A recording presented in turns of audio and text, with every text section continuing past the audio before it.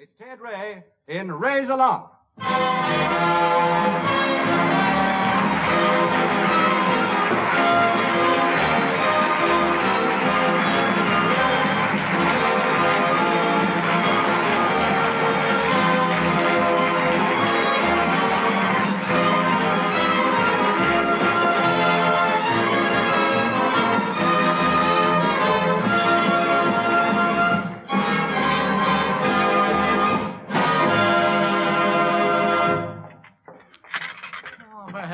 Kitty, will you stop fidgeting and walking about the kitchen? I can't concentrate on my newspaper. Well, I'm sorry, Ted. I can't help it.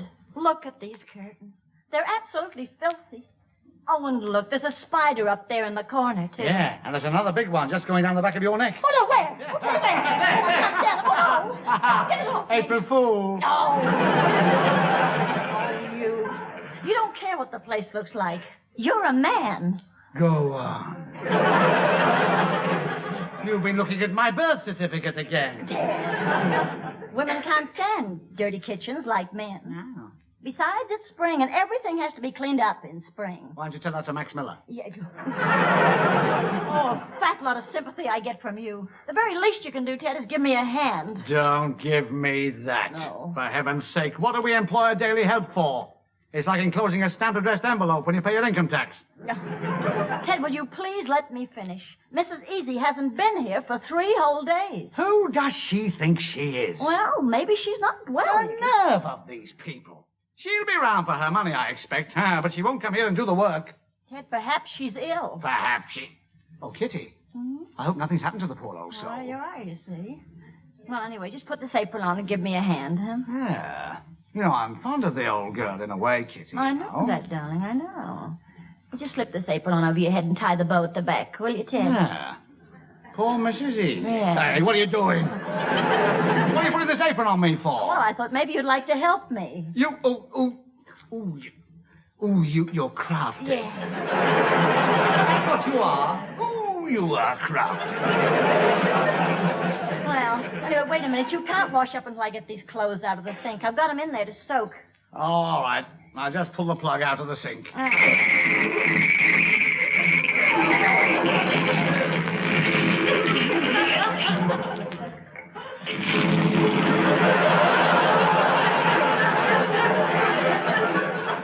You know, I do think Mrs. Easy might have let us know. Yeah. Open the door, will you, Kitty? Yes, Ted. Why, Mrs. Easy. Ted, look, it's Mrs. Easy. Mrs. Easy. Where have you been? Now then, don't you take that tone with me, mastermind. I shan't be here to do for you no more. Huh? I must ask you to accept my recitation. What are you talking about? Well, Mr. Easy has came into money. What's that? He's had a windfall of £3,000. 3,000 quid? Good heavens, where did he get it? Well, there's no harm in informing you. The old neighbourhood will know it sooner or later. Yes, it was left to Mr. E by Sir Harry Gottrocks. You mean the eccentric millionaire? No less. Well, who is he, Ted? You know Sir Harry Gottrocks. No, I don't. You know, the fellow who started with the handcart selling pancakes. Yes, when he died, he left stacks. That is right. Yeah. He left Mr. E the money because he once done Sir Harry a very great favour. What was that? Well, it was down at Southend some years ago. Yes? Mr. E and Sir Harry was sharing a plate of winkles, and Mr. E lent Sir Harry his pin. So that's what made him shell out, eh? Look, Mrs. Easy, just because your husband's got this money, it doesn't necessarily mean you have to leave us, does it? I'm afraid so. It'd look a bit silly, me washing the doorstep with a Persian lamb. Persian lamb? Yes, and a West End hairdo. West End hairdo? Oh, yes, my old man says he's not having more teasy-weezies falling into someone else's bucket. Now, look, be reasonable, Mrs. Easy. You know you won't be happy sitting at home with nothing to do. I shall have plenty to do after I've swept up my old man's cigar ash. He's going to give me some pin money. Pin money? Yes.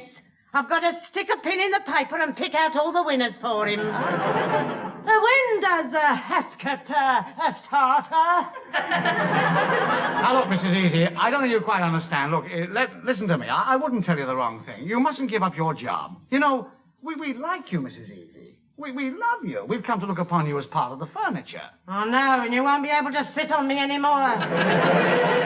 Well, I must be going now, Mrs. Ray. Yes. It's nice to have done for you. Yes, well, thank you, Mrs. Easy. And if you care to come round to my place, Mr. Ray, I may be able to help your wife out. With a couple of days' work? No, with a couple of pairs of old shoes. Yes, I'm getting new ones. Bonsoir. Bon.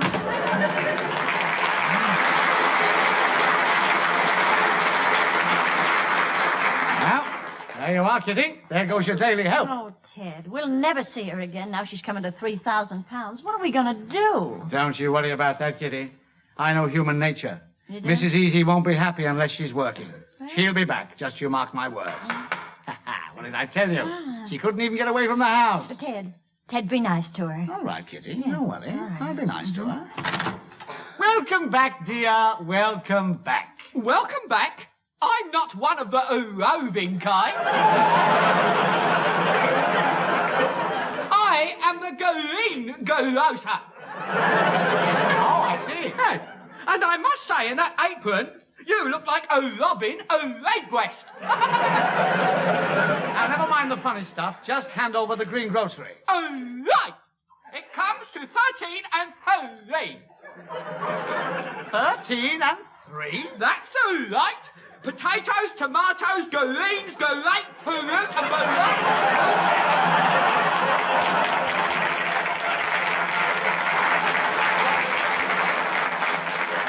Wait a minute. 13 and 3 just for this lot? Oh, no. That's 11 and 3. But what's the other 2 bob for? A rhubarb. But there isn't any. I know. I'm bringing the rhubarb on Friday.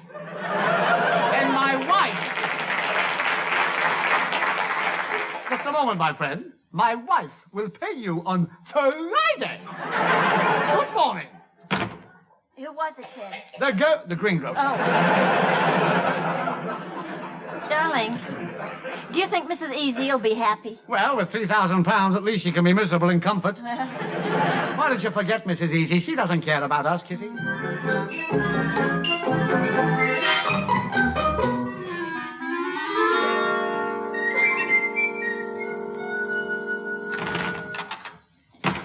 Hello, Ted. Oh, Have you been round to see Mrs. Easy? Was she pleased to see you? Did she say she was coming back? yes, no, not Pygmalion likely. Oh. I wish I'd never gone to see the woman in the first place. I didn't want to go, you know that. Yes, I know. Do you think the money's made any difference? Well, I don't know.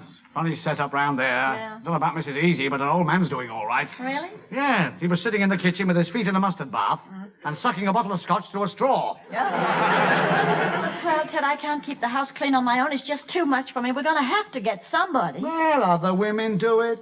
Oh, I know that, I know. But other women have husbands who help, remember? Oh, all right. Where's me apron? That's better. Ted, you'll just have to go down to the employment exchange and see if they can help us, huh? See who that is, will you, dear? Yes, all right. It's only us from over the road. We're the misfits! Yes. Well, just what can I do for you, ladies? Yes. Well, it's about Wilhelmina again. Yeah, again. She wants to take a part-time job in the refrigerator factory. But she thinks... She thinks it might be too cold. Cold? Yes, they want me to work in short shifts.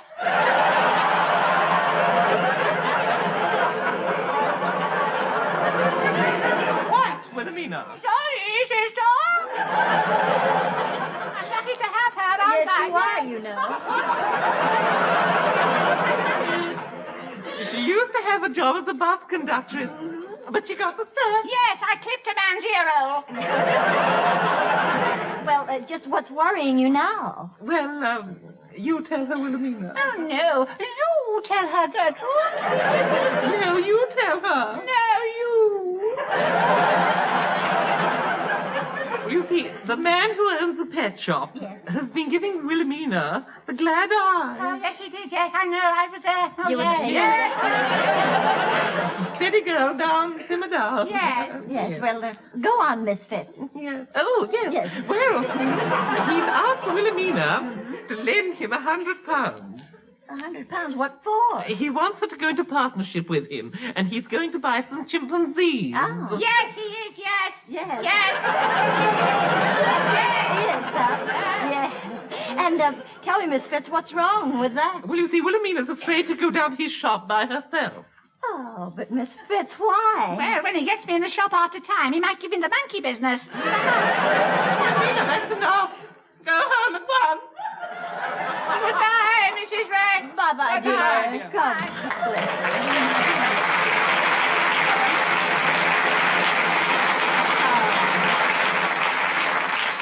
Oh, Kitty, who was that? That were the two old dears from across the road, Ted. Yeah? Wilhelmina, the little one's looking for a part-time job. Good luck to her. Yeah. Wait a minute. What's that? I got a wonderful idea. Eh? I wonder if she'd come and work for us. What, as a daily help? Well, of Oh, course. don't be silly. You can't ask her to do a thing like that. Ted, why not? Well, Kitty, they come from very nice people, the Fitzes. Really? Yes. The Fitzes do. They used to be very well off. Oh, I didn't know that. Oh, yes, yes. I heard that they used to have fruit on the sideboard even when nobody was ill. Well, where's my coat? Ted, where are you going? Well, down to the employment exchange. If we're going to have a daily help, we're going to get a real one this time. A big fat one who can scrub. Yes. One that looks like an all-in wrestler. So long. Goodbye.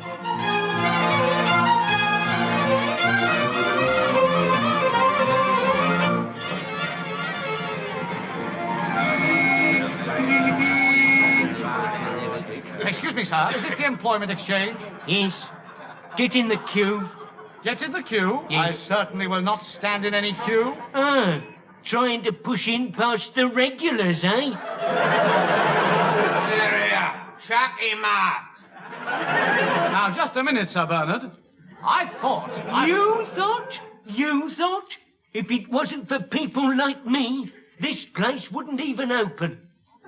Why? Have you been signing on for long, then? I've been signing on for so long, they make me bring my own ink. You ought to be ashamed, a fine, strong fellow like you. Why don't you go to work? Because I can't get the other.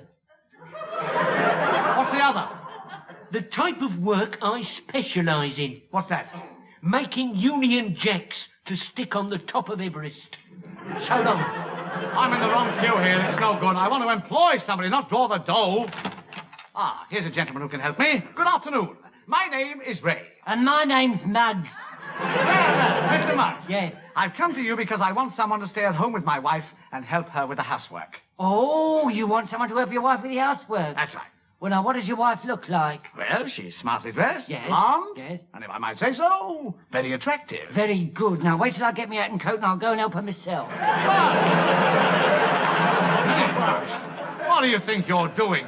Look, we need a new daily help. The last one has left us. Oh, I see. And why, may I ask? Well, if I must tell you, she left us because she had a windfall. Oh, I see. You know, my sister left us because of a windfall. Really? Yes, she did.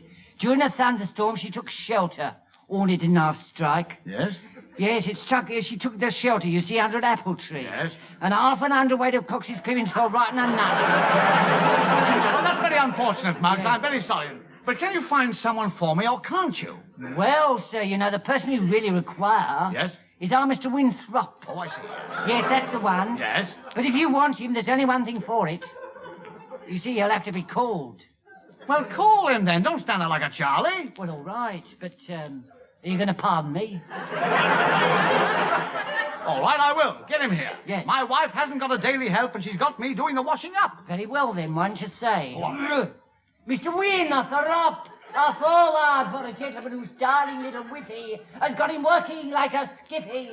So come here in a jiffy, if you please.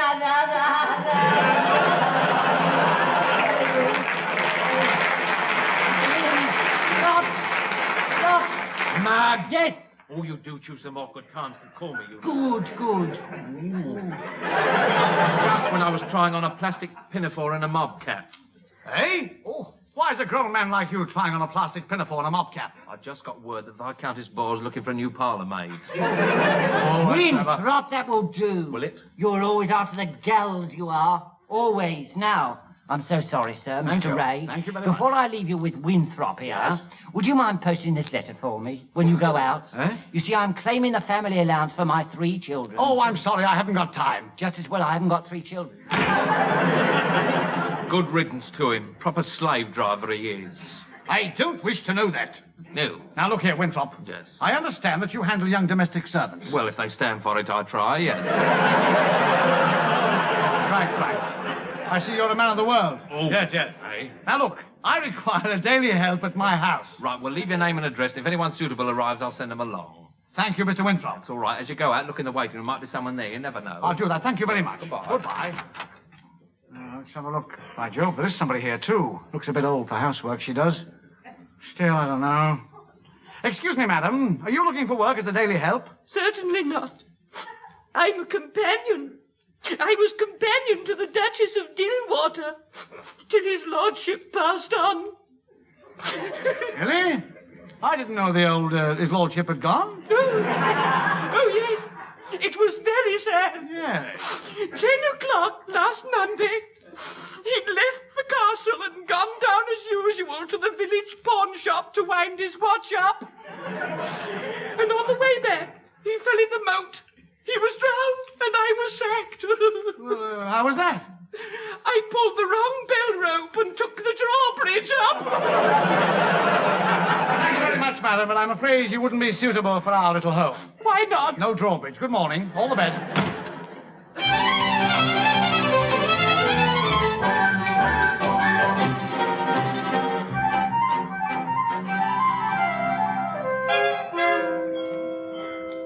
Now, for heaven's sake, don't worry, Kitty, please. You'll have a new help here very soon. Oh, good. Where'd you get her from? Well, I couldn't get any satisfaction at the labor exchange, so I went to see Madame Asharti at the Domestic Help Agency. Yes. Is she a good woman? Who, Madame Asharti? No, stupid. The woman who's coming to help. Oh, Mrs. McNutt. Mrs. McNutt, huh? Oh, yes, it's all fixed. We pay her Yes. 30 shillings a week and she brings her own knee pads. Oh, great. Well, I hope she's a good worker. Mrs. McNutt? Yeah, Mrs. McNutt. Oh, don't worry about her. No? Oh, no. No. She's as strong as a 10-ton tank. A tank, The huh? Don Cockle of Wapping, she Oh. is. I picked her myself. Oh. Yeah. There she is, Kitty. Just you let her in and see how you like my housewife's choice. Hello. Hello. You, Mrs. Ray. Well, if I'm not, I'm going through the wrong trouser pockets. I'm your new daily help. Oh, well, now, that'll be nice. You what? Yeah. You're who? Who is it, Kitty? Who is it? It's the daily help that you picked, darling. I see they're streamlining the tanks nowadays. Hello there. Well, hello there. Well, don't mind my husband. He always stands with his mouth open like that. Oh, you're cute. I hope I'm going to suit you. Well, why not? I mean, The Don Cockle of Wapping, huh? Yeah, I'm sorry. Marilyn Monroe's got nothing on this kid. You know something? What's that? I'm going to like working for you. You are? You'll find the floor cloth under the sink, honey. I'll show you where it is. Yeah, not you, Errol Flynn. I'm just doing this as a part-time job. I'm over here on a business course. Really? Yeah. How's business? Looks pretty good. There's a pile of dishes right there in the sink. Good. Shall we get on with them? Penny. Penny. For my fault? Not while I'm around, no. Well, I better just get on with the dishes. You better Bye just now. Yes, bye-bye. Now then, my little one, come here. What's all that about Mrs. McNutt? What was I that? don't know the faintest idea. No. Madame Asharti must have double-crossed me. You mean you've double-crossed both of us, you and me? Who's and a double-crossed I don't know. what? I never Listen, got that line Kitty, for right all heaven's sake, day. shut up. Yes. Let's all go day in I the had kitchen that and see wrong. what she's doing. Yes, all right. Hello there. Oh, yes. Now, look here, miss. Have you ever done this kind of work before? Well, no, not training. No. Well, I thought not, Pet, because you're washing the table mats with a nail brush now. Now tell me, miss, what made you take this job? I'm working my way through college. Excuse me. Where are you going? Upstairs to find my school cap. Okay. You come here. I want to ask you a few things. Excuse me. What's the big idea, you picking a girl like that? I don't know anything about this, Kitty. This isn't the one I saw at Madame Asciati's. Oh, we're back to Madame Asciati now, are we? Well, look, you just keep your distance, Ted. I'm telling you. Before you know where you are, she'll be laying her head on your shoulder. Why, do you think it comes off? Now, listen. Bluebeard, if you go back in that kitchen, try and remember one little item, will you? I will be watching everything that goes on. Yes, dear. Yes, dear. And if you should want to do any deep breathing, my pet, do me a big favor and breathe on the wine glasses and not down the back of her neck. You are so jealous, That's Kitty. right. Please, Yeah. please, Kitty. And there is a friendly young girl in there, miles away from home. Yes, Ted. And if she gets too friendly, she'll be miles away from this home, believe me. But, dear... Will you just get your hat and coat, Ted? We are now going to the pictures. The pictures? Yes, right. Oh, Kitty, no, we can't do that. We can't. Why not? Well, Kitty, you don't realize. Leave a young girl all alone. I mean, so a young girl. With a bottle of cooking sherry in the cupboard? No. I mean, we couldn't do it, Kitty. No. Not when she's so lonesome. They do get lonesome. Yeah. I don't know. I tell you what. What? You go on your own to the pictures. I don't mind, honest. I don't You mind. don't mind? No. If I go on my own. Well, thank you, Ted. You're going to be sorry for this. That's right. So that's it. On his own, huh? Well, I'll teach him. I'll show him a thing or two. I'll ring up that male escort agency that was advertising in the morning's paper. That's what I'll do. Hello? Hello. I'd like to book a nice, tall, handsome escort, if you don't mind, thank you. About 35. Yes, that's right. What? Oh, yes, an American would be fine. You can send him around right away. Thank you. Bye-bye. That's better. Now, what was that old saying about sauce for the goose?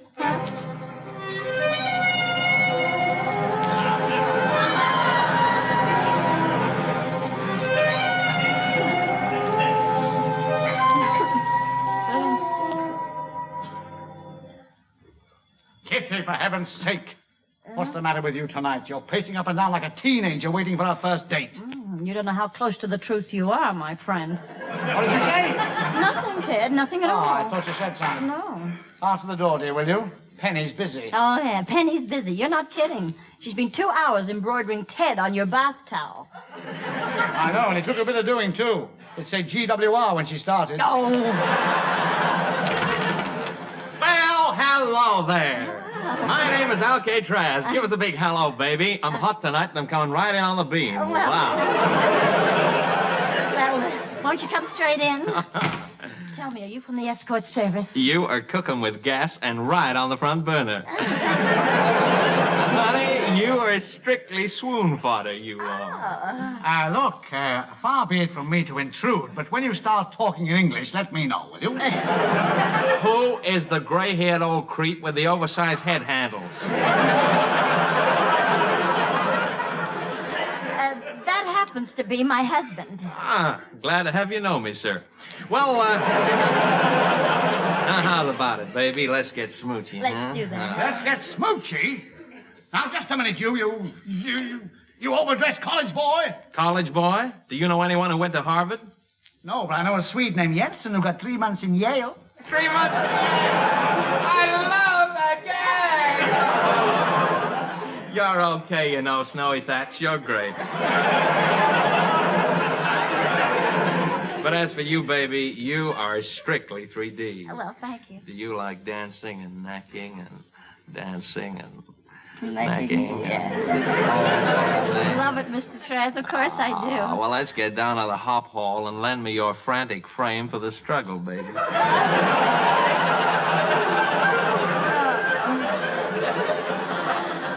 We'll do that. And if we're dancing, I'll take these shoes off and go upstairs and put on my drag platters, huh? Oh, you are the greatest. Thank you. Oh, the greatest. Now, just a minute, Bacon Bumps. What's that? This was me, Snowy Thatch, remember? And just because there's snow on the roof, you needn't think the boiler's gone out. Listen. If you take my wife dancing, dancing, it'll have to be over my dead body. Okay, creep, get rigid. All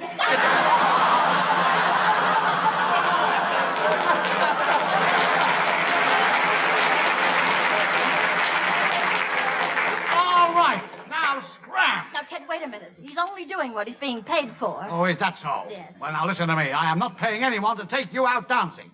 If he wants to date anyone, he can take Penny. Oh, well, I'm glad you finally learned your lesson, Mr. R. What's that? Now, Mr. Traz, we happen to have with us an American girl named Penny. I really do think she's more your type after all. Well, if she's a dame, she's my type. Uh-huh. All right, then where is she? Where is she? Well, here she is right now. Penny, this is Mr. Al K. Traz.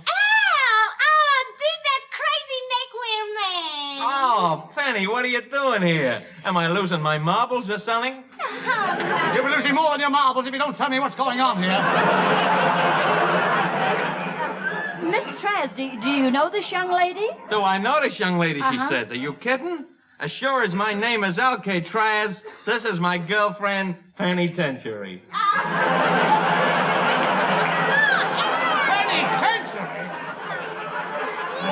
Dog! Ah, baby. Well, this is great. Now, would you two hepcats care to go to the pictures or something? My wife and I would like to be alone. All right, creep. Nice knowing you. So long, pal. So long, Al. So long.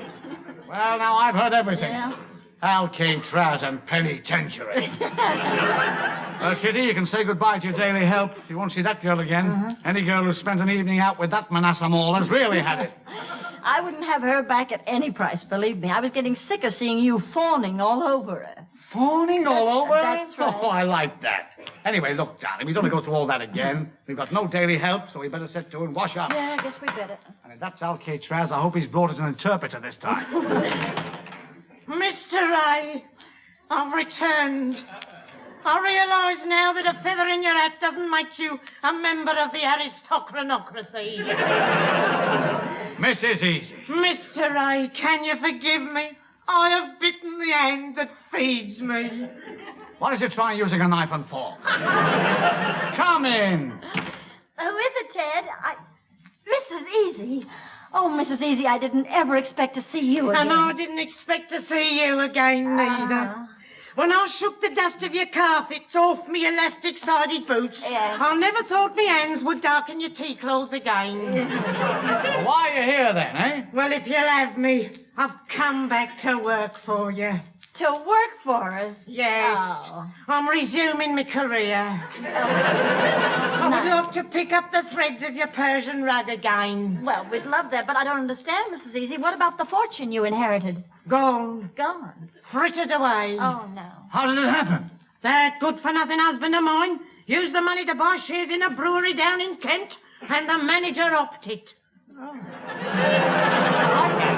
Kent, that's tops. That's good. That's Very good. good. Yeah. Yes, it proves that the old proverb was right. Yes? You cannot make a silk person out of a man who drinks pig's ear.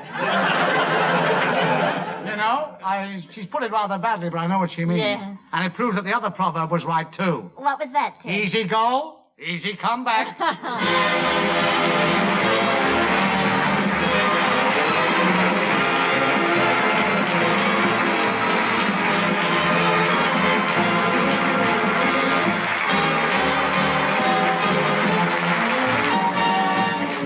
You've been listening to Ted Ray in Raise a Laugh with Kitty Bluett, Peter Sellers, Patricia Hayes, Charles Hawtrey and Kenneth Connor. The BBC Variety Orchestra was conducted by Paul Fennelly, and the programme was written by Eddie Maguire, George Watmore and Ted Ray. Produced by George Ince.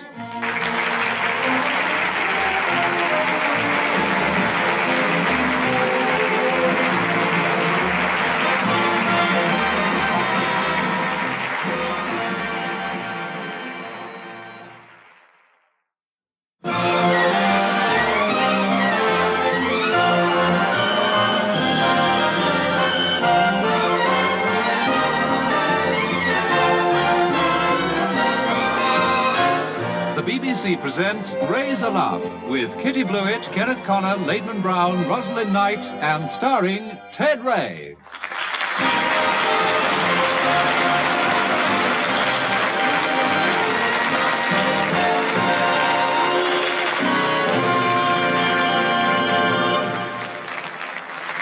Ray, step into my office a minute. Yes, Mr. Trumbull. It's Friday today, Ray. Emolument Day, Ray. And I'm so glad you called me earlier, for I'm to be Queen of the Med. Stop blathering! I'm merely informing you that I shall be paying the staff shortly. You paid me $5 short last week. I heard that, Ray. I'm glad you did. You know very well that that deduction was for denting the tea caddy. I never touched him. Demonstrating to your opposite number, the office boy, how some wretched footballer scored a winning goal for the Arsenal. Well, it was a great game, Mr. Trumbull. The winger streaked down the wing, slipped the ball to the inside forward, who cracked it home like this. Oh, I'm very sorry, sir. I didn't realize my shoelace was undone. Very, very interesting. And I might inform you that's another $5 up your shirt.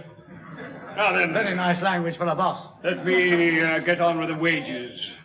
Number? 4, sir. Ray, Edward, Clark, first class. He will never let us forget that he used to be a naffy manager. Here's your money, Ray. Now, just a moment, Mr. Trumbull. What is this? This is a fine way to get paid. 2 dozen ginger beer bottles, 6 jam jars, and 4 pounds of old newspaper.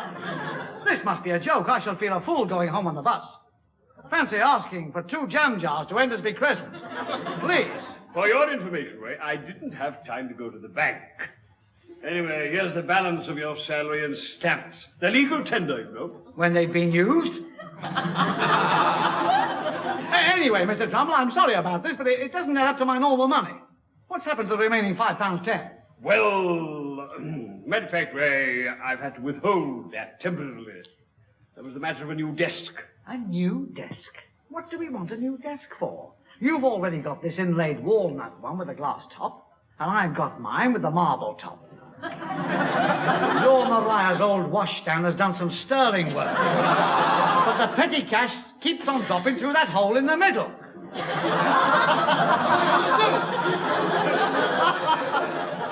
That's as it may, Ray. We still need another desk for Jackson. Oh, of course. I'd forgotten that. A desk for Jackson. Poor old Jackson. We mustn't leave Jackson without a desk. Who's Jackson? The latest addition to our firm. Oh, yeah? Jackson starts on Monday, and we'll be doing the filing, handling the switchboard, and some of the advertising contracts. Well, I must admit, Mr. Trumbull, that this has come as a bit of a blow. You haven't thought of the extra responsibilities this is going to throw on my shoulders?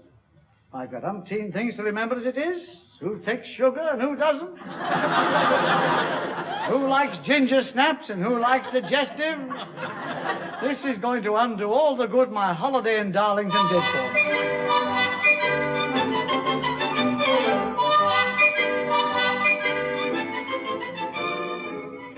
Well, that's done most of the shopping for the weekend, Ted. Now, what else do I need? So far, I've bought 4 ounces of turnip tops, a scrag end of mutton, and half a dozen radishes. This is living. And you didn't tell me we're holding a house party this weekend. I can always tell. I must get my 1939-45 star polished. I take it the decorations will be warm. Yes, indeed. You can start on the dining room ceiling. Don't confuse the issue, Kitty. But while we're on the subject, what's wrong with the dining room ceiling? Nothing, darling, nothing, apart from the fact that most of it is on the dining room table. Now you tell me. And I thought old Mother Harris had sent some of her wedding cake round. Anyway, let's get on with the shopping. Of what shopping, my teeny tycoon? You're so tight with the housekeeping money, I can't even afford a respectable joint like a piece of rum. That's hardly respectable. Please. Now, Ted, you know darn well what I mean. Do you realize we haven't had a good-sized piece of meat in the house since Mother went? Well, it's just as well. When you think of it, it's just as well. We hadn't got a skewer her size. Ted! Now, really, that'll be enough of that. This is no time to row about my mother. You're right. Let's wait till we get home.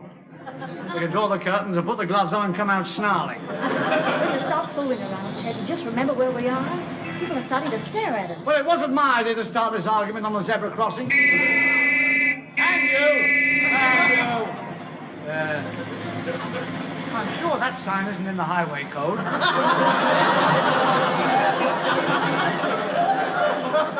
But wait a minute, Kitty. Isn't this a new shop they've built here? It's one of those cut-price stores. I think I'll join the queue. We might as well have a look at the place while we're here. Just a minute. What's this broken-down-looking contraption in the doorway? Do you mind? My name is Sid Mincing, and I happen to be the proprietor of this whopper tenner on knock-a-penny-off cut-price emporium.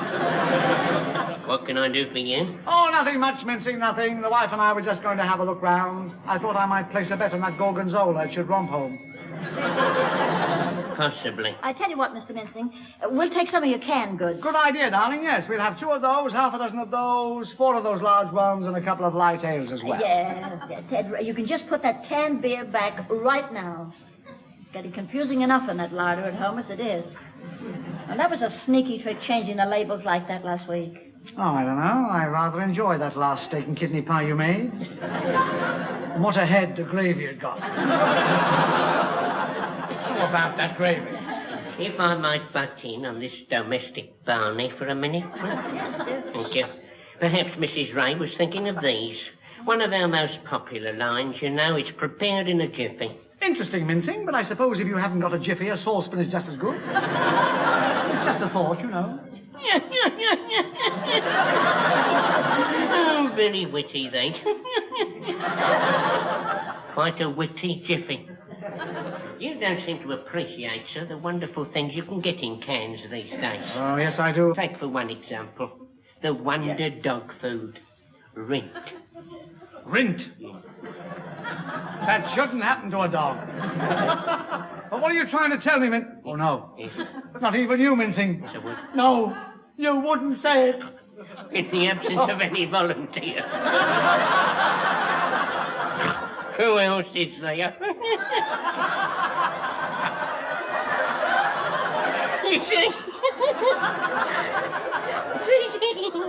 This dog food is called Rint. So...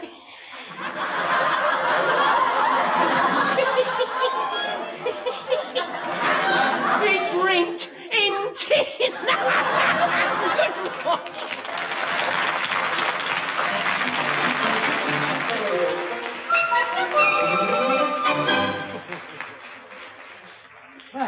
Well, I'm only 10 minutes late at the office this morning. What a Monday this is going to be. Who is this upstart, Jackson? I'll show him a few things. After 15 years in Trumbull and Company, Jackson is not walking all over me. I've a jolly good mind to walk straight into Trumbull's office and give Jackson a piece of my mind. Well, not too much. I haven't got a lot left. Now, look here, Jackson. I'm Ray, and I run things around here. Ray, if you're quite finished, this is Miss Jackson. I don't... Is it? Miss Jackson. Of course. I can see you are. You're sort of different to Trumbull. But there, so are most people. Miss Jackson, this sort of thing goes on all the time. But for better or for worse, this is Ray. Hello, I'm Gloria. And I feel sure that we are going to be one big, happy family.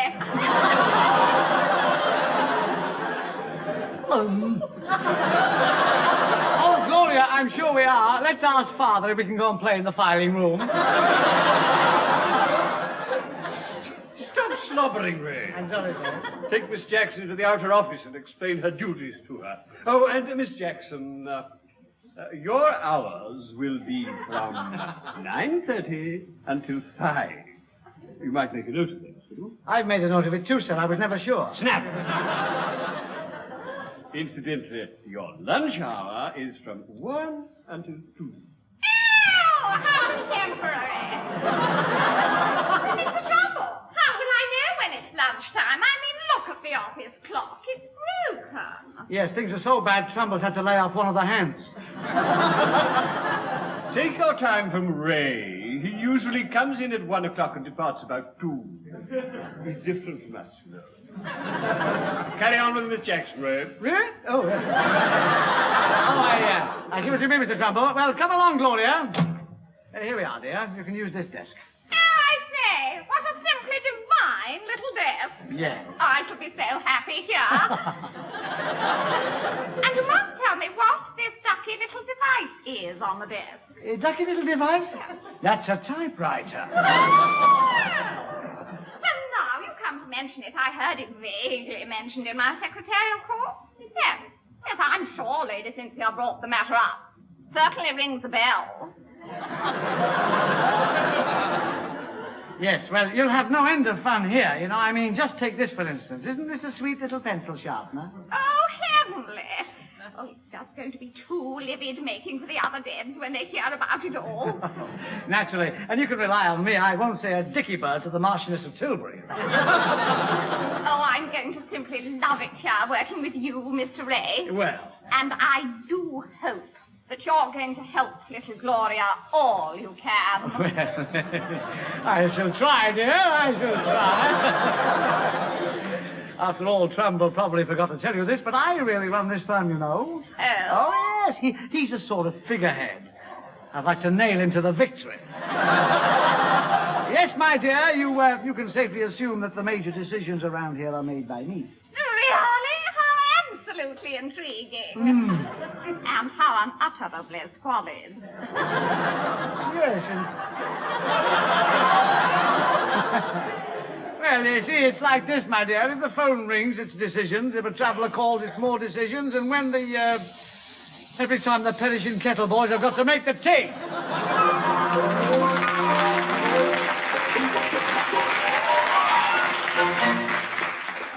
Ted? What, dear? Ted, you're looking a little tired this morning, darling. It can't be that you're working too hard at that office. That is exactly it, darling. It's no easy job, you know, breaking in new staff. No, yes, no. No. By the way, I've been meaning to ask you, what's this new person, Jackson, like? Oh, I haven't found out yet, but I'm hoping. Oh, you mean Jackson? Jackson, yes. Oh, just another average blonde bloke. Blonde bloke with a blonde bloke, yes. The only snag is, Kitty, you know, I might be forced to work late one or two evenings. Oh, really? These things happen, you know. Of course, the extra overtime would come in useful, I think.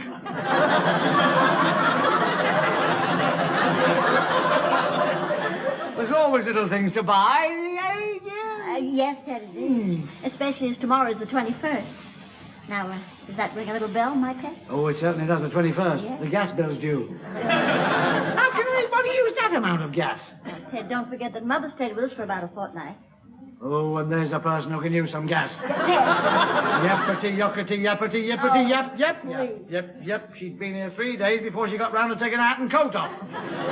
Will you stop all that? You have never liked my mother, now have you? No comment. You don't even try to get on with her. I'd have thought you'd have had something in common. We did, dear, until I shaved mine off. Ted!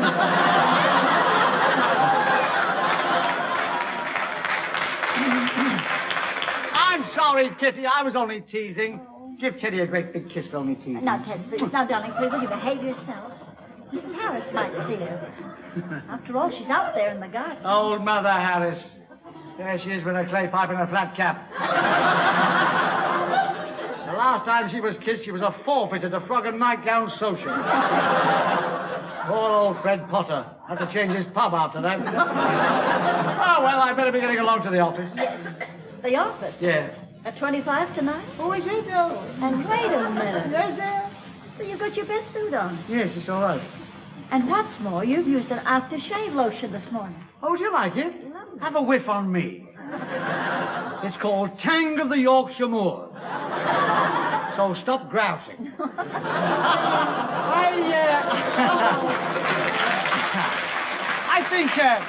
I think it does something for me, you know. Well, I better be going, darling. Expect me when you see me, new responsibilities and all that sort of thing, you know. Yeah. Bye, Ted. There's something peculiar going on in that tiny mind of his. The way he pretended that he didn't know that tomorrow was my birthday. Then when I mentioned the date, he started to talk about overtime. I'll bet he's got a little surprise tucked away in that office for me. Morning, Ray. Ah, there you are, Miss Jackson. What a delightful morning it is. Morning, Mr. Trumbull. Shut up, Ray. Thank you, sir. Yes, sir. It is a heavenly morning, Mr. Trumbull. I do hope you're settling down nicely, my dear. Oh, dear, look, you nearly upset your nail varnish. It would have gone all over that jumper she's knitting, wouldn't it? I hope everything here is satisfactory, my dear. Naturally, I'm sorry about Ray, but I'm arranging to have his desk partitioned off. Just listen to old Bossy Pants. Ooh, he's smarmy. That's what he is, really smarmy. Oh, these are for your desk, Miss Jackson. I thought they would brighten up the office a bit. Oh, Mr.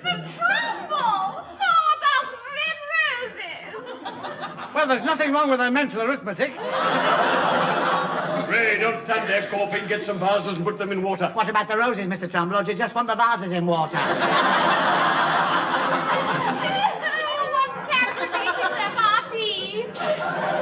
Off you go, Ray! Isn't it marvelous?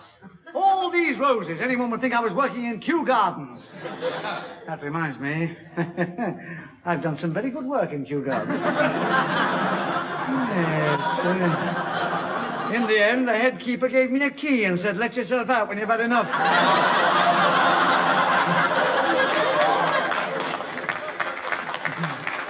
You stop this blathering, Ray. I'm not interested in Kew Gardens or in your sordid reminiscences. I can only work. And, Miss Jackson. Yes, Mr. Trumbull. Just put that notebook and pencil away and come into my office for some dictation. Yes, coming, Mr. Trumbull. I'll just put this pattern away. Yeah. Pretty nifty.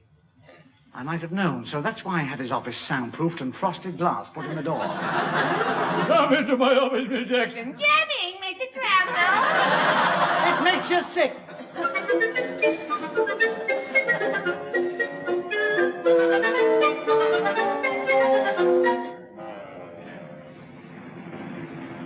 Am I going to fix Trumbull this morning? 4 dozen red roses, eh? I teach him.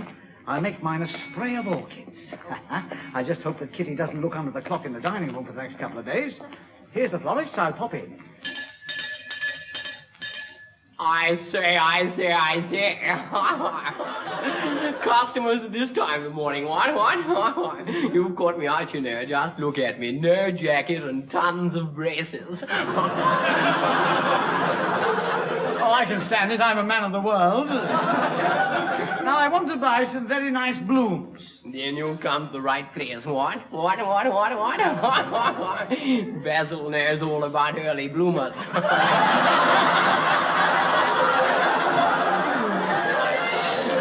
Italian carnations for mummies. Long stem roses for the what? You said you were a man of the world, eh? Or for the little wife here, these dog daisies are very good value at 6 little pennies a posy. Well, as a matter of fact, Basil, these are for my secretary. Naughty. You sly old canine. It's clandestine trysts and simply lashings of the old secret rendezvous, eh?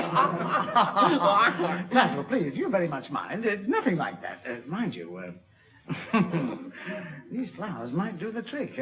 What can you show me in the way of exotic blooms? Oh, well, come along. Just come into the hothouse. Yes. There they are. Isn't it hot is in here? It's rather warm. Oh, just look at me drooping looping and that floppy poppy.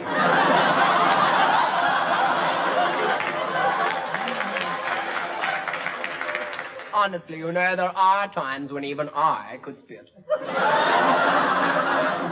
You'll find that very expensive on a bus. But these white things look all right. How much are they? White things? Yeah. They are Basil's best orchids. Well, that's just the sort of thing I want. After all, I might as well do the thing properly or not at all. Oh, goody, good. Lots of rubbing of handy-pandies and ringing up on cashier registers. Yes, well, I only charge 8 and 6 a box. That's very reasonable. I'll take a box. Oh, hips. Hooray. Now, that will be 8 and 6 for the box and 4 guineas for the orchid. I knew there was a catch in it. 4 guineas, eh? Well, anyway, this should be worth at least half an hour behind the filing cabinet. Here we are. Here we are. Yes. All ready for you. Fingers on notches. That's right. Isn't Basil a little pixie? Yes. Bye-bye. And now, Basil, I'm afraid, it's back to the daily grind with the lilies of the valley.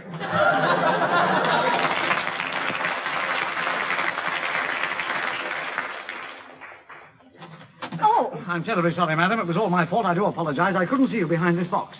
Ted. Why can't you look where you're going? Oh, no. Kitty. Yes. Kitty, what are you doing out at this time in the morning? Well, it's the 21st, Ted, and I'm picking up some little extras for this evening. I'm sorry that I stumbled on your little secret. It's a lie. Trumbull must have squealed. Huh? He can talk with all that frosted glass. I don't know what you're raving about, Ted. I only meant that you haven't forgotten my birthday after all. These orchids, darling, well, they're gorgeous. Yes, they are, aren't they? Have one. Thank you. I mean, that is, yeah. Of course your husband hasn't forgotten your birthday. Of course. No. I'm going to take them home this very minute, Ted. Why, they're going to make the dinner table. Oh, they are. They will. They can. Oh, you're so right. They'll be luscious with prunes. Prunes. Ted, what's the matter with you? You got something on your mind? Oh, no, you're just excited. After all, it's your birthday, darling, and you haven't got a care in the world, so why should you look under the dining room clock? Huh? Hey? Ted, look, honey, I think you better get back to the office. I'm all right. Yeah, just take things easy, will you? Yes. I'm getting worried about you. Well, I'll see you this evening, Pet, and don't be late, huh? Yes. Bye, then. I did. Bye. I remember you. Now, I'm in a nice state. Nearly skint and no flowers. I just have to see what Basil can let me have with the money I've got left. Everything happens to me.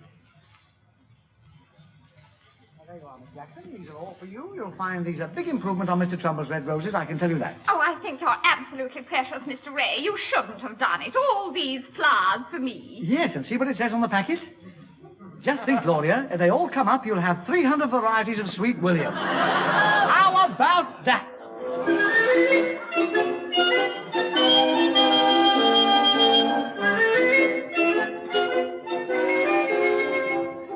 Oh, Kitty, I've really got to hand it to you. You've made our dining room look so romantic. The candlelight really makes it. It always has, Ted. I tell you what. What? Look, you get your feet up. Feet up. Pour yourself out a nice drink. That's a good idea. Look at this magazine or switch the television on, maybe. That's it. It's marvelous. Yes, indeed. Yes. In the meantime, I'll get back to the kitchen, finish peeling the potatoes, straining the greens, and carving the chicken. Yes, that's my girl. You enjoy yourself as well. You're entitled to enjoy yourself. Yeah. After all, don't forget it's your birthday. Well, I'm trying not to, Ted. Kitty was right, you know. The little wife's always right. I will have that little drink. There's nothing like a livener before a meal.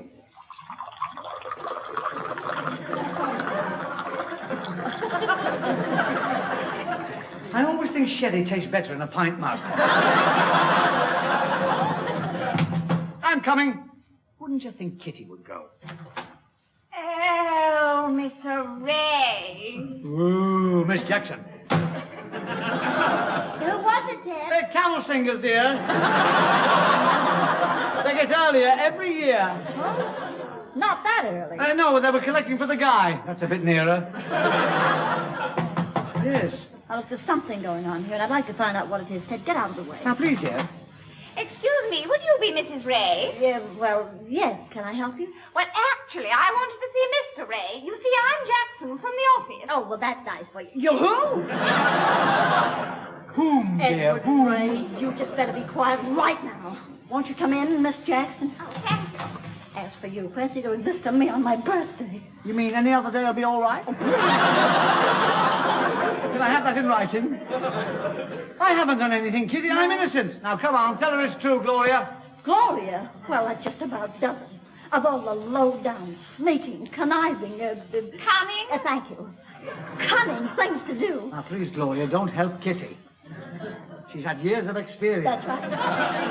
And another thing. I just suddenly thought of something else. You see, this is where experience comes in. Those orchids. I wouldn't mind betting for 1 minute they weren't even for me. They were for her, weren't they? Mrs. Ray! Miss Jackson, will you kindly keep your face out of here? Oh. You can take back your old orchids. I never want to see them again. But I don't understand. Oh, well, if you insist. Thank you very much. They're lovely. You're welcome. That shames you, Ted Ray, I hope. You didn't buy me anything at all, did you? I did, Kitty. You didn't. You've got to believe me. Gloria, Miss Jackson. The packet, please. Oh, yes, there it is. There we are, Kitty dear, all for you. What is it?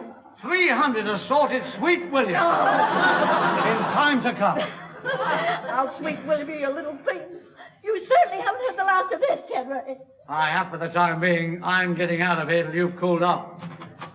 That was a close call. I'll have a stroll down the road while those two sort things out. Oh, no. That's all I need. Our new neighbor, Angus McGrab, doing something with his bagpipes. What a pity he's not playing them instead of strangling them. How are you, the new? Eh? So you didn't care for the skirl of the peeps? Look, Angus, I don't care for anything right now. I'm having trouble with my wife. She won't go back to her mother. Well, now. Come in the new, ye pair. And here we drop you, Angus. That's very kind of you. Well, now that's better. Set yourself down. Now, what'll it be? Will you hear a wee nip or a brawl? Make it a double brawl. Who cares? My world has crumbled round my ears. You'd better be careful with the whiskey. Why? I didn't want to slush such a knock on my hands. You're right, Angus. I'd better be going. And thank you for the drink. I wouldn't have put it quite like that. If I remember, you've had raw whiskies. That'll be 15 and 6. Isn't it marvellous? And Angus, next time we meet, I hope to do you the news. Well, here I go back to 49 to face the music or sweep up the remains. I bet they've been fighting like two cats. I'll creep in quietly. That's a lovely pattern you're working on, Gloria. Next time you come round, you'll just have to show me how to make it. I'd love to, Kitty. And now I really ought to be going. Are you sure you don't want me to help you with the washing up? Oh, no, honey, no. Ted can do that. And Gloria, please, I must apologize once again for thinking that a beautiful girl like you would ever waste her time on my husband. Just listen to them. They've eaten my birthday treat. They've left me the washing up. What with that and 4 guineas for orchids, 15 and 6 for 3 braw scotches, not forgetting Kitty's 9-penny packet of seeds, you know, I've got a sneaking suspicion that they've done it again.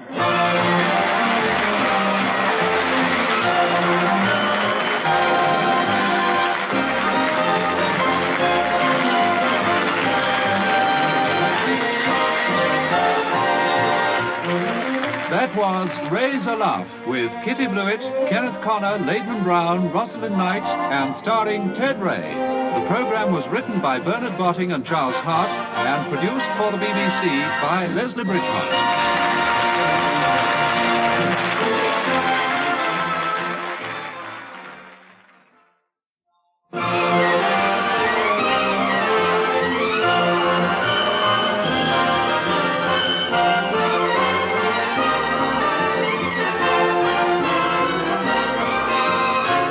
The BBC presents Raise a Laugh with Kitty Bluett, Kenneth Connor, Laidman Brown, Rosalind Knight, and starring Ted Ray.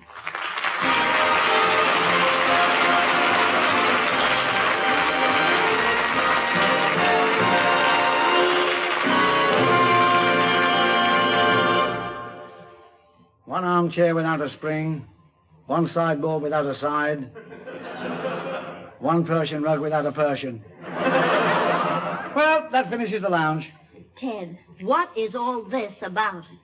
Well, I'm making a list of our worldly goods with which I thee endowed, and for which you have never been truly grateful. Please. Pass me the inventory book, dear. I want to check the items.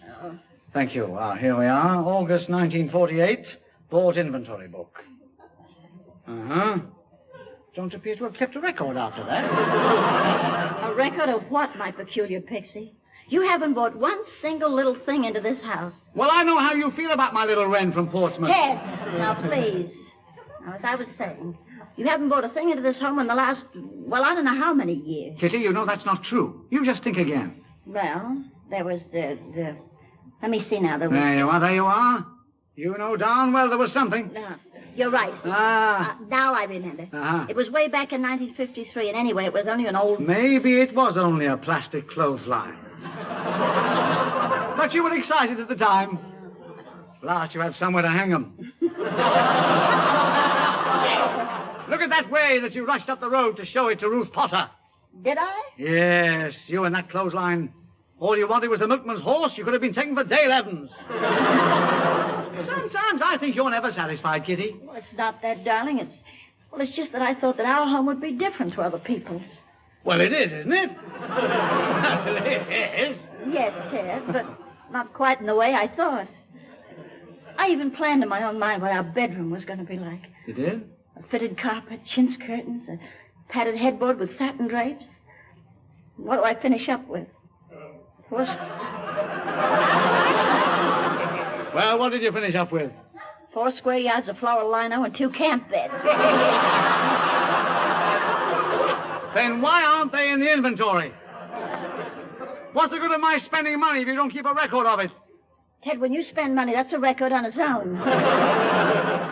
So I mean. So you admit it. So I don't. And to get back to our furniture, as I overheard a woodworm say last night. You know very well the story behind those camp beds. I got them when I left the services. Yeah. Had to take what I could get. Was it my fault they ran out of demob suits? And now will you let me get on with the inventory, dear, please? Just a minute. Wait a minute. What's going on in that wee brain of yours?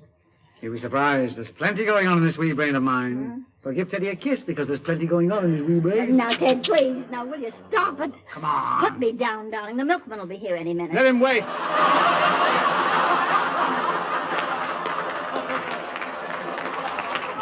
Let him wait. I thought of it first. Give us another plonker for beating the milkman. Ted, will you calm down and be serious for a minute, honestly? What goes with this infantry business? What are you trying to prove? Come on. I'm merely trying to prove that the best little wife in the world deserves the best that money can buy. All the home comforts, all the latest labor-saving devices. And in conclusion, I would like to see this. All right. I'm convinced. You can get down off the table now. You finally got my vote. Hey, wait a minute. What? I think I suddenly got the message. Yeah? Ted, you mean you're actually going to do all these things? I mean, a fridge, new furniture? Uh-oh. Ted, you haven't gone and done something silly. Yeah. I couldn't bear the thought of that, you know. My husband, a criminal. Why, any minute now, there might be a knock on that door. 2 men in uniform would walk in and take you away. Darling, you might get anything from 2 to 5 years. And what'll I get? Well, if you keep this up, the Oscar.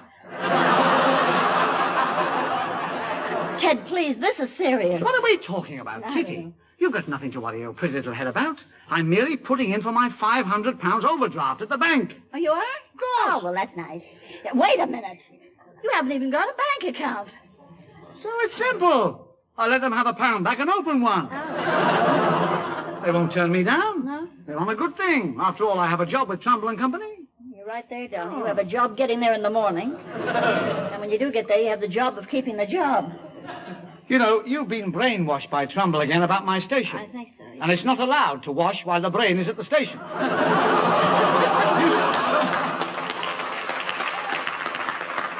You don't want to believe anything Trumbull says just because he called me an idiot. I'm the best judge of that. Yes, Ted. You leave things to me, darling, please. Well, I must do this. I'm going to prove to that bank manager I'm a man of substance. Mm-hmm. A financial genius and a very sound investment.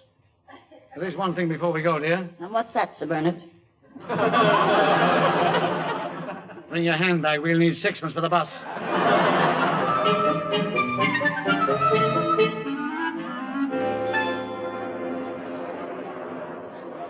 Ted, just listen to this crowd outside the bank. Yes, I know, dear. It's more like the fog and nightgown at checking out time. Yeah. Come on, Kitty. We just have to push our way through. All right.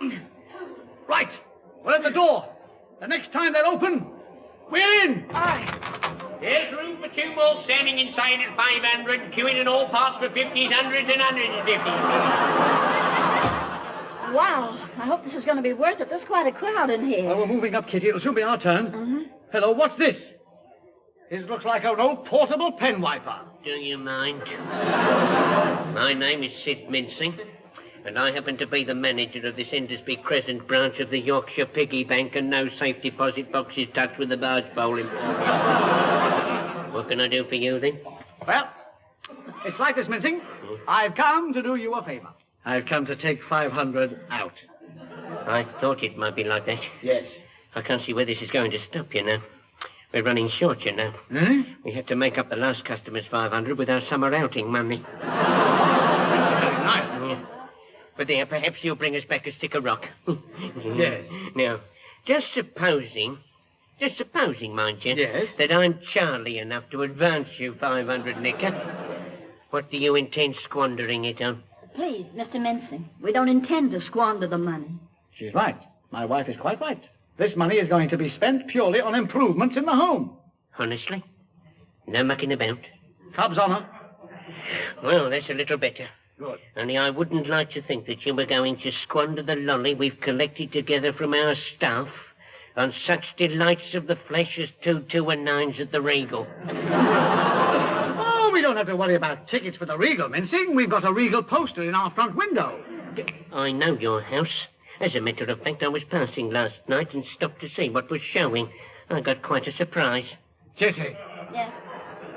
I told you before to pull the blind down. Now, Mincing, about this money. Hadn't you better start counting it out? A very good question. But first of all, there are, of course, a few little matters of security. Yeah? May I ask what you earn? Certainly, Mincing. 3,000 a year. Really? And what do you get? 450. You see, it's like this. My boss, Trumbull, and I don't see eye to eye. You're not a very good risk, are you? Well, it's not as bad as it sounds, Mr. Mincing. You see, my mother sends us monthly food parcels and all her obsolete boots. Food and boots? Yes. Yes, well, that helps to keep body and soul together. Those are the jokes that close Kingston Empire. Now, will you shut up, you two? You're a right pair. And come to think of it, that's what Kitty's mother sent us last week. A right pair. I wonder why I kept walking off the pavement. A bit of a buffoon, your husband, isn't he? Well, I'll give your Mr. Trumbull a ring, if you don't mind, and if he assures me that your position is secure, then you can certainly have the money. Good. Excuse me. This is it, Kitty. We'll be all right when Trumble's finished. Good morning, Mr. Trumbull. Good. Now, this is Sidney Mincing here, of the Indersby Piggy Bank. You see, I have your Mr. Ray here, and... Oh, please, Mr. Trumbull. Please, kindly watch your language. Now, I want some information about Mr. Ray, please. Ooh. Fancy. He doesn't look it, does he? Yeah? And what did she say? Really? Yes? What, you will? I should? In that case, I won't. What was that? Mr. Trumbull, you mustn't say that. Goodbye, sir. All right, Mincing, let's have it. Give it to me straight. I'm afraid that in view of your boss's reference, there is very little I can give except a little advice. And what's that? You'd make Mr. Trumbull so happy if you'd pop in now and again. So that's all he's got to worry about, eh? What's the good of my going to the office every day? He's never satisfied with anything I do. And as for your bank, why, I wouldn't borrow £500 from you if you gave it to me. And you're not going to, are you? No. But I can see that we're going to have a bit of trouble with you, you know. Yes, now I've got it. We're going to have the same sort of trouble as we had with a client in Scotland. Really? Yes. Oh. You see, 3 weeks ago we refused him an overdraft, so he immediately bought a donkey. Well, that was the least he could do. That's better than making an ass of himself, isn't it? But tell me more, Mincing. What happened to this Well, one? now, every morning... Yeah? By the way, don't forget this is in Scotland. Scotland, yes. Scotland, well, every morning he gets the donkey out and makes a nuisance of himself. Mincing, I'll say one thing. You've got guts. But you're not going through with this, are you? Mincing, you're not going to do it. No, I've got to. No. Yes, please. You see, every morning, where to find? In Scotland. Where else? This fellow gets his donkey out. Yes. And rides. Gets his donkey out and rides by our bonny banks. Rides by our bonny banks and braids.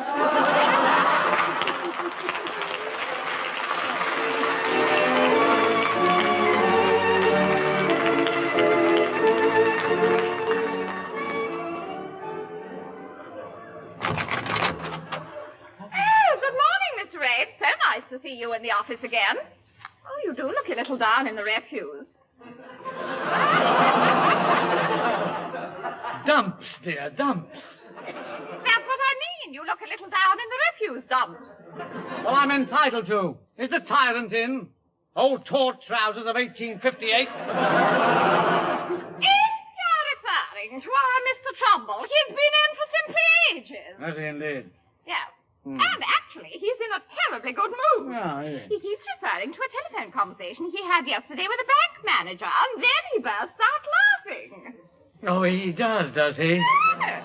It's all through him I have to keep Kitty in a manner to which she will never become accustomed. Oh, Mr. Ray, I'm absolutely desolate for you. You are? Yes, and if that is the teeniest little thing that Gloria can do for you, you've only got to say the word. Oh. Oh, Gloria, you're so understanding. For weeks now I've been wanting to rest my head on your typewriter pad. Oh, Mr. Ray. Well, in the meantime, I'd better finish counting these. Counting those? Good heavens, they're £5 notes. I know they are. I've seen them on the telly. That's a lot of money you've got there, dear. Yes, and it's all thanks to Mr. Trumbull. He was kind enough to put in a good word for me with the bank manager. So now I've got a simply heavenly little overdraft. Have you? Yes. How about that? So he put in a good word for you, did he? I dread to think of the word he put in for me. Oh, there you are, Ray. Step into my office a minute, Ray. Just listen to him.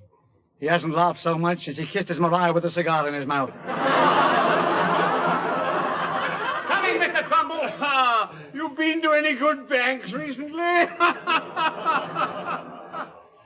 Oh, we're not our cheerful little self this morning, are we? Come along now. Pucker up. Bossy wants a big beam. Bossy's already got one. And I'd love to kick it. What was that, Ray? I was thinking about your garden, that broad bean. You ought to pick it. Poppycock, Ray. So you're growing those as well. Mr. Trumbull, this is serious. Chief, I appeal to you. You don't appeal to me in the least, Ray. Please, Mr. Trumbull, don't you realize it isn't easy for me to do this? I'm throwing myself on your mercy. Look, I'm on my knees groveling before you on your carpet, and it's not easy. The pile keeps tickling my nose. For heaven's sake, give over, Ray. Rise, Ray, rise! Mr. Trumbull, you don't know what you've said. You've granted my rise. What? You won't regret it. You won't regret it, sir. What about backdating it to 1948? Let me see. At 15 bob a week, £3 a month, excepting January, which has 28 clear days and a few foggy ones. Oh, perhaps you'd work it out, Mr. Trumbull. I never was good at figures. If you promise me, Ray, that this money will be spent on the home. Yeah, I do. Well, then I might reconsider my decision. I only turned it down in the first place because I wanted to see the firm's worm squirm. Now off with you, Ray. Oh, lollycock, lollycock, gone into lollycock. Oh, Mr. I made it. Ray, you look absolutely radiant. Gloria, you're looking at the luckiest man alive. I'm getting a £500 overdraft. Oh, that's wonderful, Mr. Ray. But do have some of my pretty little notes until yours arrive. Shall we say just 100? You said it, so Gloria. I could squeeze you like this. Ray, put Miss Jackson down. What do you think you're doing? What is this? You should know, Mr. Trumbull. It's just a credit squeeze. And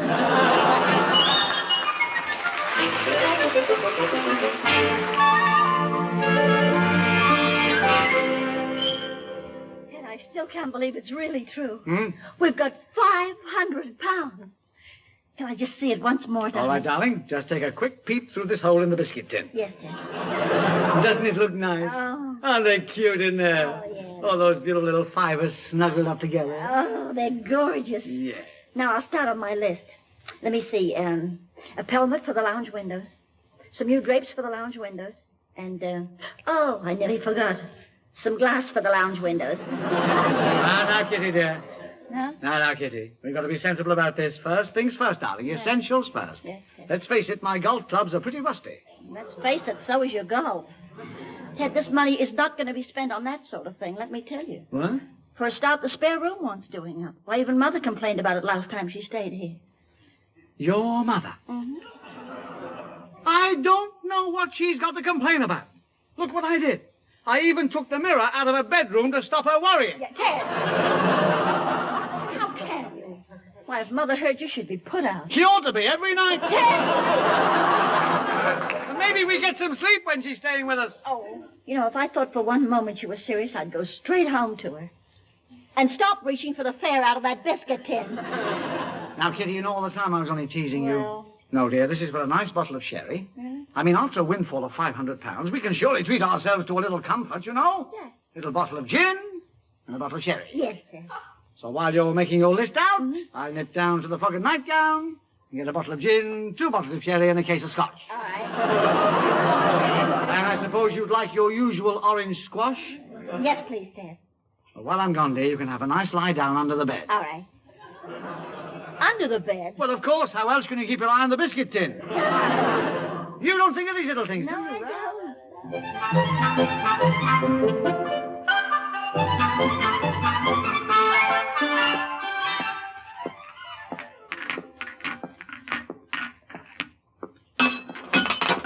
Oh, no! Oh, it's all right. It's only Kitty's orange squash. She'll have to make herself a cup of cocoa. Well. If it isn't a mystery. Oh, I don't know if it isn't. I'm a Dutchman. Well, Angus McGrab. You must have heard the bottle break. Aye. As a matter of fact, this is for a little celebration. My overdraft has just come through. I heard about it, eh? You did? Aye, still, with the luck up in heaven, you'd think that I'd kiss the Scottish blarney stone. Oh? And what sort of luck is this you've been having? The GG's, laddie, what else? A system here that cannot fail. And for a wee pound, I can give you some certain information that can't fail for tomorrow. You can? Let me in on this, Angus. Here's your £1. That's it. Dinna waste your money tomorrow. Yeah? It's the Sabbath, there's no horses running. All right. Angus, you are right. That information was cheaper to pat.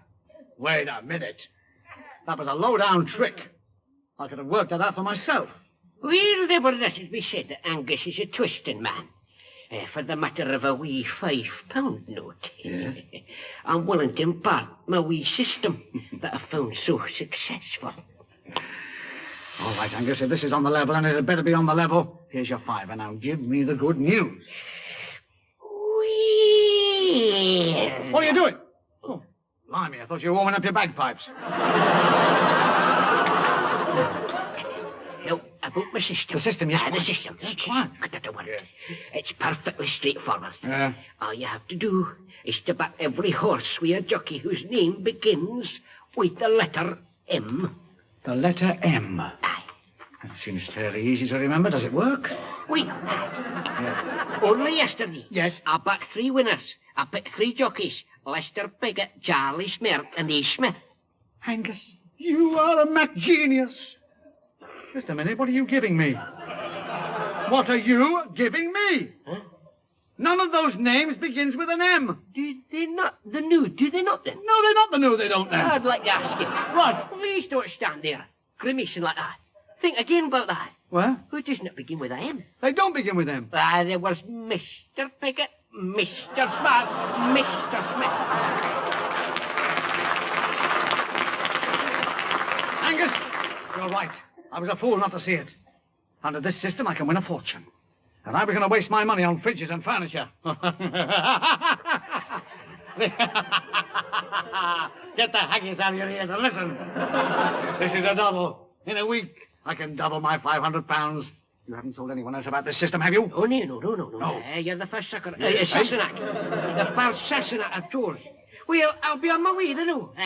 Good night to you, then. To you. And don't worry, I'll not forget the spalpeen who gave me this tip.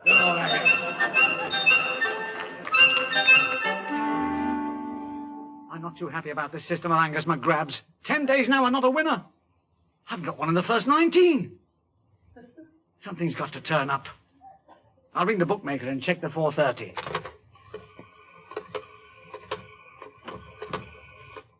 Hello, is that Fleesham, 9294? Can I speak to honest Herbert? What's that? Well, when's you expecting back from Australia? Well, perhaps you can help, yes. Let me have the winner of the 4:30, will you, to put me out of my M for misery? Sure? You mean Mr. Blenkinsop didn't win? What happened to Mr. Philpott? Did he? I can't say I'm sorry. I hope he can't swim. Who did win? Somebody must have won. Who was it? Who was the jockey? Mr. Manny Mercer. Well, what do you do when you get 3 M's in a row? My systems falls down on that, you see. Thank you for nothing. And I hope honest Herbert gets kicked by a kangaroo. What was that? And you. Goodbye. This is terrible. I'll have a look in the biscuit tin. Oh, only 2 fibers left. Kitty will never understand this. I know what. I'll make it look good like this. I don't suppose Kitty will notice now. Kitty won't notice what? Just Kitty won't notice. Believe me, Edward Ray, I am just about fed up with your shilly-shallying. Huh? You've had the money all this time and you still haven't bought a thing for the house. And so, my charm, a little Kitty is going to take things into her own hands now. You can't do that, dear. There's nothing to take. I mean, what are you doing with the lid of that biscuit tin? Taking it off. Taking it off? And here it is. There's really quite a nice little wad in here. Well, this goes into my handbag, and now I can start my little old shopping spree. Well, what have you got to say now? Bye-bye, money. Ta-ta, lolly. Well, I'll see you later, darling. I'm really going to enjoy myself with this little lot. Well, I'm safe for a bit anyway. Ted Ray, you low-down, conniving little wastrel, you. Kitty, please. I can explain everything. Oh, it certainly needs some explaining, boy. I just happened, mind you, to check the money. And yes. What do I find? What do you find? 2 5-pound notes with 98 soap vouchers in between. As many as that? That's a lot of soap, isn't it? A lot of soap. A lot of soap. Yeah, well, it just won't wash. Come on. Come across where, and I want to know right now. Where's the money? Where is the money? Where is the money? That's it. That's it. That's it. Where's the money? Yes. You know what I think? We've got moths at the bottom of our biscuits. I think so. Oh, yes. I remember. It's at the office, yes. That's a good idea, at the office. At the office. Well, you just better be, Ted. Yes. And I can tell you another thing right here and right now. If it isn't back here by tomorrow night, I will certainly want to know why. It will be back, Kitty, or my name isn't Honest Herbert. Or something. You've got nothing to worry about, darling. No. You'll see by tomorrow night. Everything will be squared up. Well, let's certainly hope so for your sake, Ted. Never fear, dear. Always bear in mind the little motto I've carried with me all through life. I've said it before, and I say it again. Yeah. The darkest hour is always just before the poem.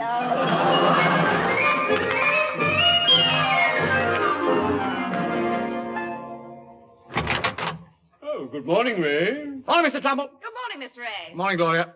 I notice you're earlier than usual this morning, Ray. Yes, sir.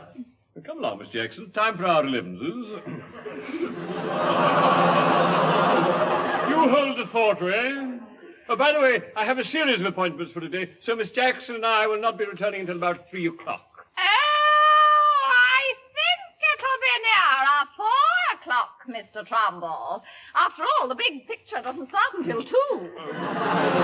Oh, it's quite so, Miss Jackson. You will have your little joke. Well, come along. I may see you later then, Ray. Bye-bye. Have fun. Live a little. Buy a fourpenny tub.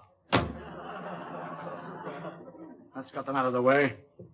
Now what do I do? I've still got to find £490. Let's have a look in this drawer.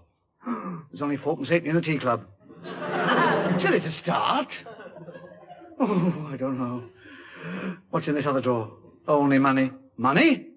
Money? Stacks of it. The amount written on the top. £390. Oh, no, I mustn't touch it. Touch, touche pas, not the Grisby. Oh, I mustn't go to people's drawers like that. It's my drawer. It must be. It's in my desk. Got to do it. I've got no option. This $390 has got to go on the 230. With the odds being paid on that horse Angus gave me, I can just get my money back, and this besides, so everybody's happy. I'll just ring up and place this bet, then everything will be all right. I tell you, there must be some mistake. It can't have lost by 25 lengths. It didn't. Lost by 35. Goodbye. This is terrible. No, I'm an embezzler. Oh, surprise, surprise. Oh, why, Ray, you're crying. Oh, Mr. Ray, whatever's happened? Everything, Mr. Trumbull.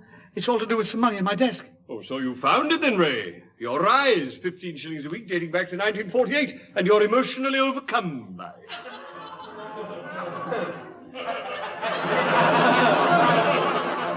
My rise. That was it. All that money? This is terrible. Now I'll have to tell Kitty. I'll have Kitty on my neck, I'll have Mincing on my tail, and Gloria on my back. Just think of it. All this happened through transferring the money from one ledger to another. What are you trying to say? Don't you see? I got the money from a bank ledger and lost it on the Saint ledger. I've been done again.